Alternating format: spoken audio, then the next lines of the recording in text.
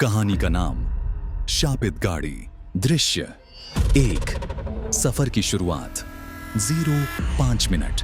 राजीव एक software engineer को काम के सिलसिले में दूसरे शहर जाना था। रात के 11 बज रहे थे और उसने अपनी नई गाड़ी में सफर शुरू किया। रास्ता शुरू में शांत था, लेकिन जैसे ही राजीव ने पुराने जंगल के शॉर्टकट का रुख किया, मौसम अचानक बदलने लगा। हवा तेज चलने लगी और गाड़ी की हेडलाइट्स के आगे घना कोहरा छा गया। राजीव ने अपना जीपीएस चेक किया, लेकिन वह अचानक बंद हो गया। उसने खुद से कहा, कोई बात नहीं, शायद सिग्नल नहीं मिल रहा। ये जंगल का रास्ता हमेशा ऐसा ही होता है। कुछ दूरी पर राजीव ने देखा कि एक पुरानी खस्ता हाल गाड़ी सड़क के किनारे खड़ी है। गाड़ी के पास एक आदमी खड़ा था जो हाथ हिलाकर मदद मांग रहा था। राजीव ने अपनी गाड़ी रोकी और उस आदमी से पूछा, क्या हुआ भाई, गाड़ी खराब हो गई है? आदमी ने बिना कुछ कहे राजीव की तरफ देखा और उसका चेहरा धीरे धीरे एक अजीब सी मुस्कान में बदल गया। राजीव ने उसकी मदद करने की कोशिश की, लेकिन जैसे ही वह उस गाड़ी के पास गया, उसका दिल तेजी से धड़कने लगा। दृश्य 2। गाड़ी का राज 5-10 मिनट। आदमी ने कहा, मुझे इस रास्ते पर थोड़ी दूर तक लिफ्ट चाहिए, मुझे घर जाना है। राजीव ने कुछ सोचकर उसे गाड़ी में बैठा लिया, लेकिन जैसे ही उस आदमी ने गाड़ी में कदम रखा, राजीव को एक अजीब सी ठंडक महसूस होने लगी। रास्ते भर वह आदमी कुछ नहीं बोल रहा था, बस सीधा आगे देख रहा था। राजीव ने जीपीएस को दोबारा चालू करने की कोशिश की, लेकिन स्क्रीन पर सिर्फ एक संदेश लिखा आया, अभी वापस लौट जाओ। राजीव ने पीछे मुड़कर आदमी से पूछा, आपका घर कितनी दूर है?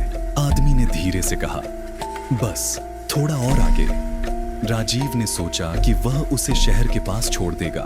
कुछ देर बाद राजीव ने गाड़ी के रियर व्यू मिरर में एक और चेहरा देखा, एक औरत का जो उस आदमी के पीछे बैठी थी। राजीव घबरा गया, क्योंकि उसने सिर्फ एक आदमी को लिफ्ट दी थी। उसने पीछे पलटकर देखा, लेकिन वहां कोई नहीं था। दृश्य 3। शापित गाड़ी की कहानी 10-16 मिनट। राजीव परेशान हो गया, लेकिन उसने सफर जारी रखा।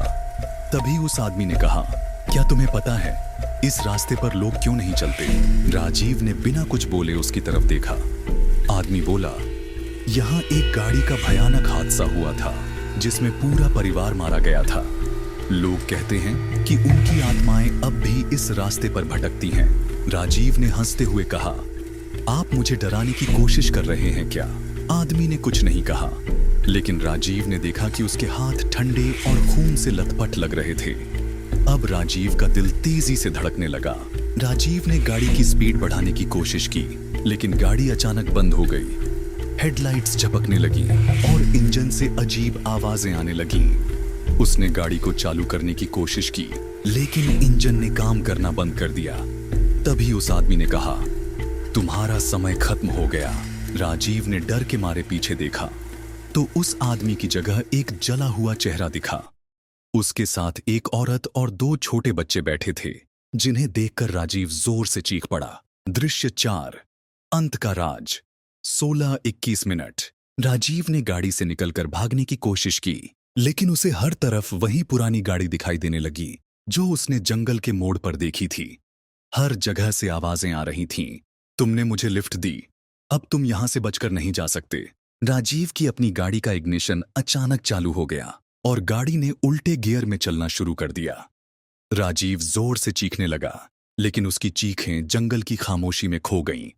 आखिरी बार किसी ने उस गाड़ी को देखा तो वह एक गहरी खाई में गिर रही थी। अगले दिन पुलिस ने जंगल से एक जली हुई गाड़ी और राजीव का शव बरामद किया, लेकिन जब फॉरेंसिक टीम ने गाड़ी की हिस्ट्री चेक की तो पता चला कि यह वही शापित गाड़ी थी जो 20 साल पहले एक परिवार के हादसे के बाद गायब हो गई थी। आज भी लोग कहते हैं, जो इस जंगल के रास्ते से गुजरता है उसे एक आदमी लिफ्ट मांगता है, जो उसे लिफ्ट देता है वह कभी वापस नहीं आता। तो क्या आप इस रास्ते पर सफर करना चाहेंगे? Subscribe to my channel.